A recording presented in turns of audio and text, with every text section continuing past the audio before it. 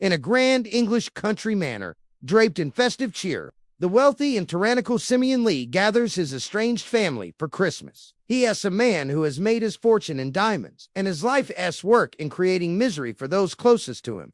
As the snow falls outside, the tension inside Gorston Hall thickens like a winter fog. Simeon, old and wheelchair-bound, delights in tormenting his children.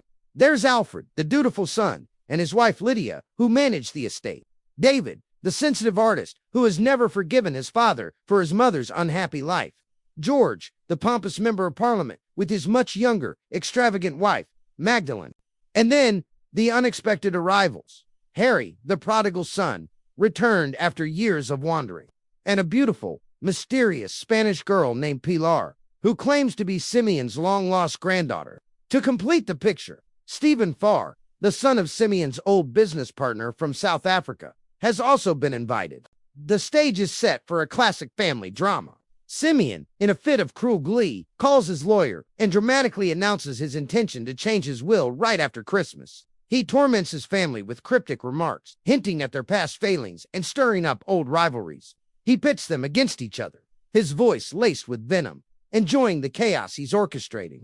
The air crackles with resentment. Everyone has a reason to despise him. Later that evening, a tremendous crash of furniture is heard from Simeon's room, followed by a terrifying high-pitched scream. The family rushes to his locked door. When they finally break it down, they find a scene of utter horror. The room is in disarray, and Simeon Lee is dead, his throat viciously cut. The festive decorations now seem like a grotesque mockery. The local police are called, and they quickly realize they are out of their depth. Fortunately, a certain guest is staying with the chief constable for the holidays, the one and only Hercule Poirot.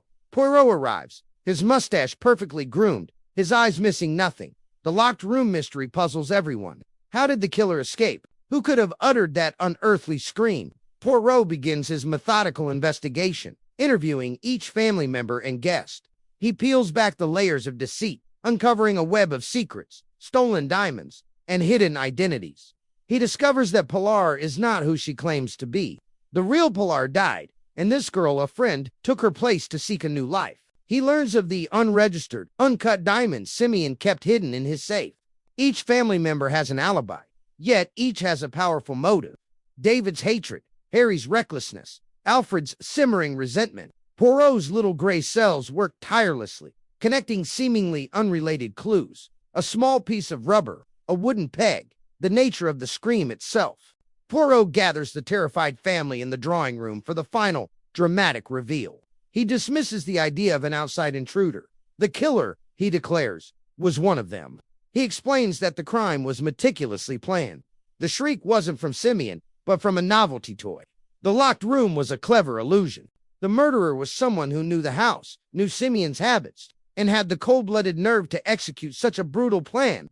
The killer, Poirot reveals, is the one person nobody suspected. The local police superintendent Sugden. He was Simeon Lee's illegitimate son, born from a secret affair, and had spent his life consumed by hatred for the father, who abandoned him and his mother. He used his position to plan the perfect crime, timing his official visit to coincide with the murder he himself had committed moments before. The final piece of evidence, the small rubber and peg, which Poirot identifies as part of a simple tripwire device.